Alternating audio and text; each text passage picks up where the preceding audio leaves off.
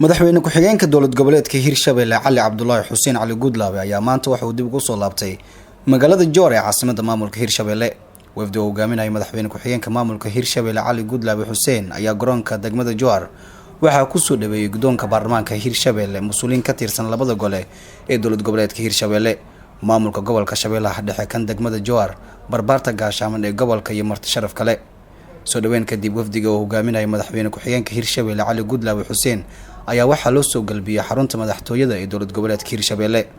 Cismaan Barre Maxamed gudoomiyaha baarlamaanka dowlad goboleedka Hirshabelle iyo Canab Axmed Ciise oo ah gudoomiye ku-xigeenka labaad ee baarlamaanka Hirshabelle ayaa soo dhaweyn u muujiyay madaxweyne ku-xigeenka asaguna gudoomiyaha baarlamaanka Hirshabelle Cismaan Barre oo ka hadlay aragtidiisa sida uu la tahay dhismaha xilligan sida ay ku socoto.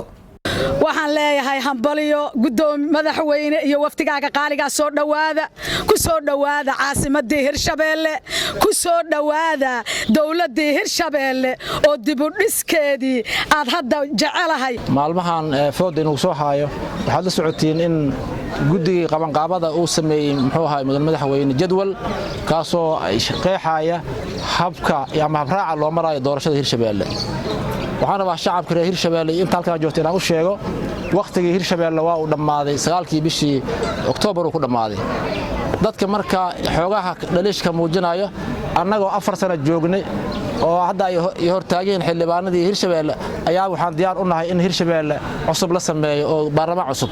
Cali Gudlaabe Xuseen madaxweyne ku-xigeenka dowlad goboleedka Hirshabelle oo saxaafad la hadlay ayaa sheegay in xilligan kan u soo jeesteen in waqti loogu talagalay ku dhacdo doorashada maamulka Hirshabelle. wafdiga ballaaray ee maanta ka yimid Muqdisho oo qalbi furaashaha iyo ay ku jirtay wanaaga iyo xushmadda waa ka mahad celinaynaa. waxaan idin leenahay waad ku mahadsantihiin, ilaahayna idinka abaal mariyo wanaaga iyo quruxda aad muujiseen ee aad u muujiseen wafdiga ballaaray ee halkan yimiday. waxaan rabaa inaan ka hadlo anigu maaragtay in muddaaba waxaan jiray caasimadda dalka Soomaaliya.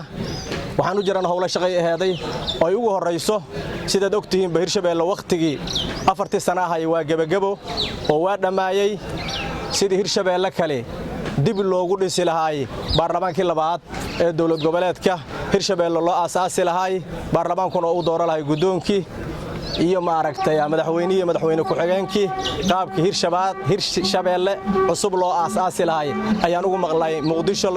la tashiyo badan aan sameynay haday madaxda maaragtay dawladda federaalka tahay, haday tahay duubabkii dhaqanka iyo siyaasiyiintii ka soo jeeday dowlad goboleedka Hirshabelle intaba waa la tashanay.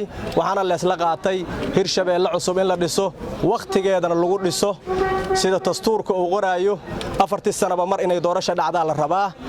xilligii loogu talagalay baarlamaankaas inuu shaqeeyo ama maaragtay dawladdaas oo ay shaqeyso 4 sano aheeday baarlamaanku 9kii bishaan uu ku ekaay.